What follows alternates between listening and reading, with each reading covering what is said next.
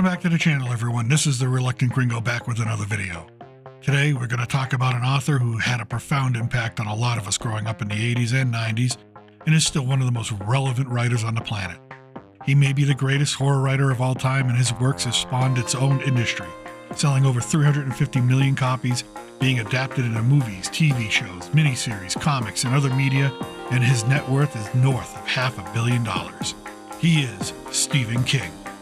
This is my list of the top 10 Stephen King movie adaptations of his works. As always, you will have your own opinions, and that's what I love about all of you. So once again, please share your opinions in the comment section below and let me know how you feel. And if you could, hit that like button and subscribe for more content. With that, let's begin. Number 10, Needful Things. This 1993 horror film directed by Fraser Heston, based on Stephen King's 1991 novel of the same name. The story is set in the fictional town of Castle Rock, Maine, where many of King's earlier works occurred, and centers on the arrival of a mysterious new shop called Needful Things. The store is owned by the enigmatic Leland Gaunt, played by Max von Sydow, who appears to be a charming and affable man. As customers enter Needful Things, they find a variety of rare, desirable items that cater to their deepest desires, dreams, and fantasies. However, the catch is that every item comes with a price, often a steep and morally compromising one. Needful Things quickly becomes the center of chaos in Castle Rock as the townspeople become increasingly obsessed with the store's offerings. Their desires and grudges against others in the town are exploited by Gaunt, who manipulates them into carrying out petty and vicious acts against one another. Sheriff Alan Pangborn, portrayed by Ed Harris, becomes suspicious of the turmoil and tries to unravel the dark influence of Needful Things on the town. He discovers that Gaunt is not an ordinary shopkeeper. He's a malevolent supernatural force that thrives on the chaos and violence he incites. He may be the devil himself. The film explores themes of greed, human nature, and the consequences of giving in to one's desires. As the town descends into madness and violence, Sheriff Pangborn must confront this evil that has infiltrated Castle Rock and put an end to Gaunt's reign of terror. Needful Things is a psychological horror film that delves into the destructive power of temptation and the dark side of human nature when people are pushed to their limits. And on a personal note, the novel Needful Things is still my personal favorite to this day. Number 9, Thinner. This is a 1996 horror film directed by Tom Holland and based on Stephen King's 1984 novel of the same name, written under his pseudonym, Richard Bachman. The story follows Billy Halleck, a wealthy lawyer who lives in a small town. One day, while driving with his wife, he accidentally runs over an old gypsy woman. The incident is covered up and Billy avoids legal consequences thanks to the corrupt actions of a judge and his own connections. However, the gypsy woman's father, Tadzu Lemke, is not satisfied with the outcome. He places a curse on Billy by touching his face and saying, "Thinner." Afterward, Billy's life takes a dark and inexplicable turn. He begins to lose weight at an alarming rate despite his efforts to eat more. His wife, also cursed, wastes away as well. Desperate to find a way to reverse the curse, Billy seeks the help of his friend, Dr. Mike Houston, who is a physician. And as Billy continues to waste away, his health deteriorates. He becomes obsessed with finding a way to break this curse. He eventually discovers that the only way to lift the curse is to obtain the assistance of Lemke, leading to a series of confrontations between the two. The film explores themes of guilt, consequences, and the extremes to which people will go to preserve their own lives. It's a supernatural thriller with elements of horror as Billy's condition becomes increasingly dire. The story delves into the moral choices Billy makes in his quest to rid himself of the curse and leads to a tense and dark climax. Thinner is a cautionary tale that shows the consequences of one's actions and the cost of seeking a quick solution to life's problems. Number 8, The Dark Half. The Dark Half is a 1993 horror film directed by George A. Romero and based on Stephen King's 1989 novel of the same name. The story centers on Thad Beaumont, a successful author who has been writing under the pseudonym George Stark, known for writing gritty crime novels. When his secret identity is exposed, Thad decides to put an end to George Stark by having a mock burial and publicly revealing that Stark is not a real person, but a pen name. However, this symbolic burial awakens a malevolent and supernatural force. Soon after, people connected to Thad and Stark start turning up dead in gruesome and bizarre ways. Thad is forced to confront the fact that George Stark has somehow become a physical manifestation, a dark half of himself. As the body count rises, Thad becomes the prime suspect in these murders. The film delves into the blurred line between fiction and reality as Thad and Stark engage in a psychological and supernatural battle for control. Thad's wife, Liz, and the local sheriff, Alan Pangborn, become involved in the investigation, leading to a suspenseful and horrifying showdown. The dark half explores themes of duality, the creative process, and the consequences of burying one's past. It's a psychological thriller with elements of horror, where the boundaries between the real world and the fictional one, created by an author, become increasingly blurred, and the dark half of Thad's identity takes on a terrifying life of its own. One cannot but imply King's own struggle with substance abuse, personality changes, and ego in real life, as he earned more and more fame from his own writing craft. When taken into consideration, the dark half can be considered one of King's most personal stories. Number 7. Carrie. This 1976 horror film is directed by Brian De Palma and is based on Stephen King's first published novel of the same name. The story focuses on Carrie White, played by Sissy Spacek. Carrie is a shy and introverted high school student who lives with her fanatically religious and overbearing mother, Margaret. Carrie possesses telekinetic powers, which she gradually discovers, and these powers are linked to her intense emotions. Throughout her high school years, Carrie is bullied by her classmates, especially Chris Hargensen and Sue Snell. One day, after a particularly cruel act of bullying in the locker room where she experiences her first menstruation, Carrie's telekinetic powers are unleashed, causing chaos and humiliation. Her mother sees this as evidence of spiritual evil and punishes her using religion and isolation as her preferred means. Sue Snell, feeling guilty for her part in the bullying, convinces her boyfriend, Tommy Ross, to ask Carrie to the prom. At the same time, Chris Hargensen and her boyfriend plot a cruel prank to embarrass Carrie once again. The climax of the film takes place at the prom, where Carrie is initially happy, but is ultimately subjected to a terrible prank that pushes her over the edge. In a fit of rage and humiliation, she uses her telekinetic powers to exact a terrifying revenge on her tormentors and anyone else in the vicinity. The film explores themes of bullying, sexual and social repression, and the consequences of parental and religious abuse, as well as the potentially destructive power of a person's uncontrolled emotions. Carrie is known for its iconic prom scene, in which the horror and supernatural elements of the story come to the forefront, resulting in a tragic and bloody climax. Carrie is a classic in the horror genre, noted for its portrayal of a tormented protagonist who ultimately seeks retribution in a shocking and memorable way. Number 6.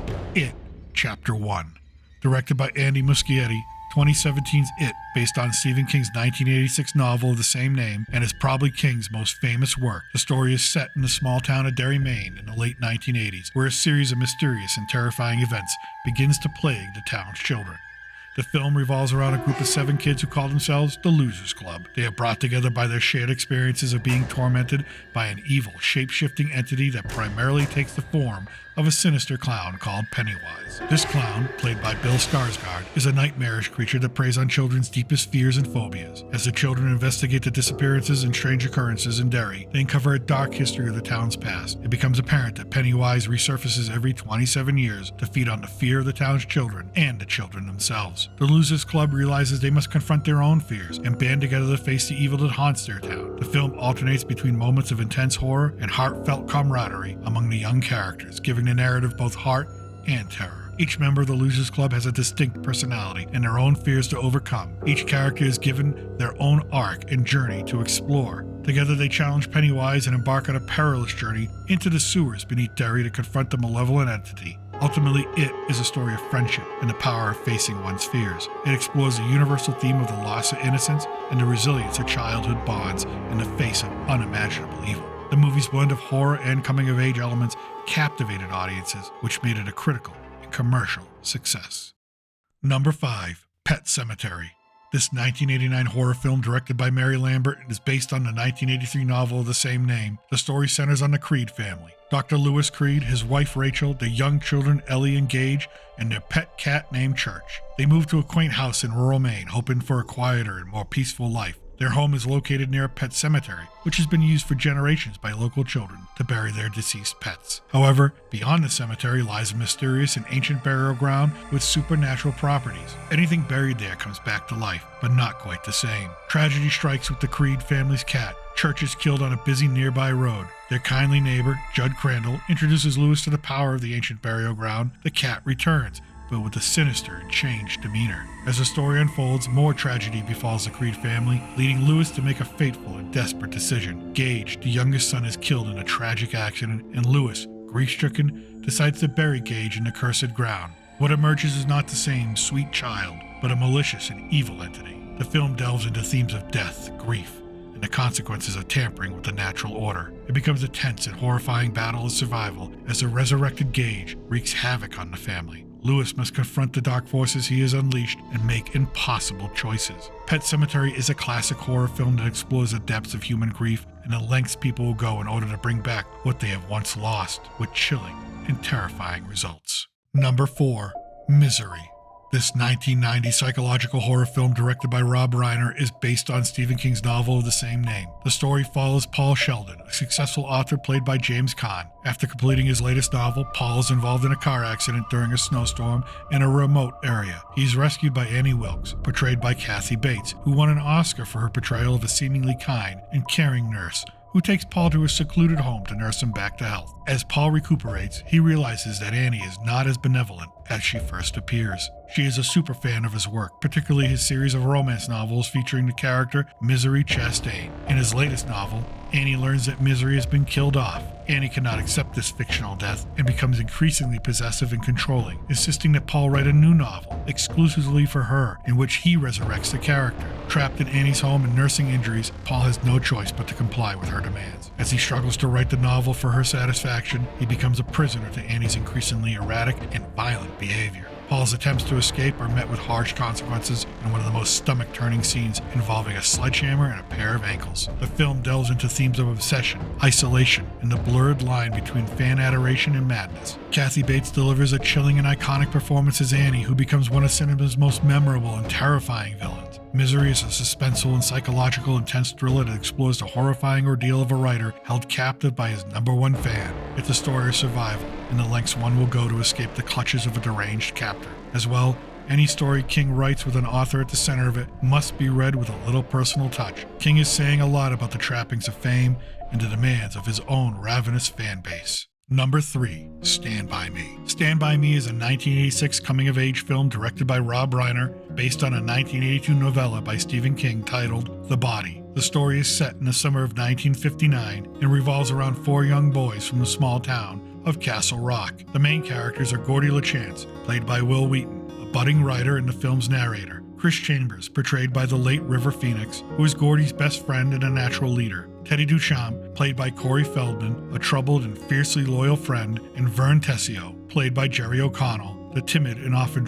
fearful member of the group. The boys embark on a 2-day journey to find the body of a missing teenager named Ray Brower. Their motivation is partly the allure of the adventure and partly the desire to become local heroes by discovering the body. Along the way, they encounter various challenges and obstacles, including leeches, train dodges, a confrontation with older bullies, and their own personal struggles as they move into high school years. As they journey through the woods and along train tracks, they share stories, confide in one another, and bond in a way that only young friends can. The film delves into themes of friendship, the loss of innocence, and the bittersweet nostalgia of childhood. Ultimately, they reach their destination and find a dead body, but the experience leaves them with a deep sense of mortality and a greater understanding of the world around them. The film is framed by an adult Gordy reminiscing about the events of that summer and the lifelong impact it had on him. Stand By Me is a heartfelt and nostalgic exploration of the universal challenges and joys of growing up, filled with memorable characters and moments that resonate with audiences of all ages. Richard Dreyfuss provides some of the most memorable narration, summing up the message of the movie perfectly by saying,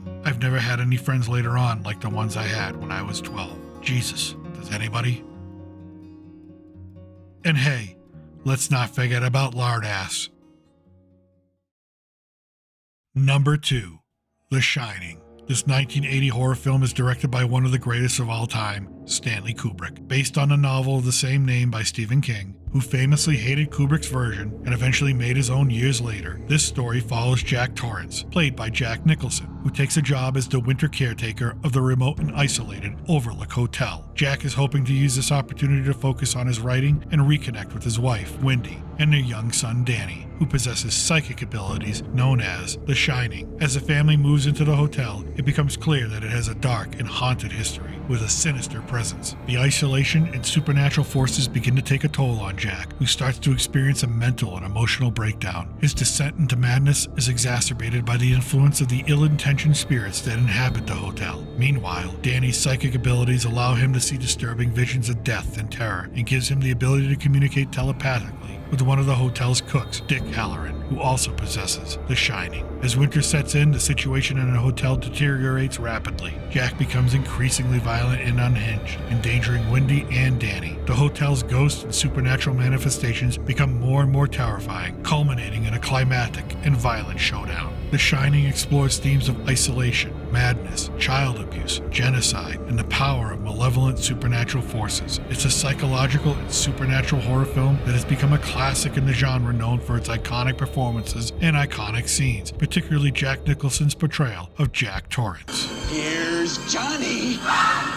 Number 1. The Shawshank Redemption. This is a 1994 film directed by Frank Darabont. The film is based on a novella by Stephen King titled Rita Hayworth in Shawshank Redemption. The story begins with the wrongful conviction of financial accountant Andy Dufresne, played by Tim Robbins, for the murder of his wife and her lover in the late 1940s. Andy is sentenced to life in Shawshank State Penitentiary, a maximum security prison located in Maine. Inside Shawshank, Andy befriends a long-term inmate, Ellis Red Redding, played by Morgan Freeman, who also provides masterful narration throughout. Red is known for his ability to procure contraband, and the two develop a close friendship as Andy maintains his innocence and works as a financial advisor for the prison staff, using his knowledge to help them evade taxes. This skill eventually comes to the attention of the warden, Samuel Norton, who uses Andy for his own illegal schemes. As Andy uses his newfound leverage to help improve the lives of the inmates through creating a library and helping others earn high school diplomas, he faces the brutality and corruption of the prison system, including encounters with his sadistic warden and a group of abusive inmates known as the Sisters. Despite the hardships, Andy remains determined to prove his innocence, which causes more harm than good for both Andy and his friends. Over the years of his incarceration, he embarks on a remarkable plan to escape from Shawshank Prison. Andy's escape and the subsequent investigation into his case lead to a bittersweet and satisfying conclusion. The Shawshank Redemption is one of the most powerful and moving films that explores themes of hope, friendship, resilience, and a capacity for redemption. It's regarded as one of the greatest films ever made, known for its emotional depth, memorable characters, and its message that even the darkest of circumstances, there is always hope for a better future. And that's my list. What do you think? Did I leave anything out? Let me know in the comment section below, and click on here for my top 10 John Carpenter films you must see this Halloween season, and my top 10 list of the greatest horror films ever made. If you enjoyed the video, leave a like and subscribe for future content. I know it sounds annoying, but it really helps out the channel. As always, I appreciate you for watching, and from south of the border, I am your reluctant gringo. Salud, and a huevo.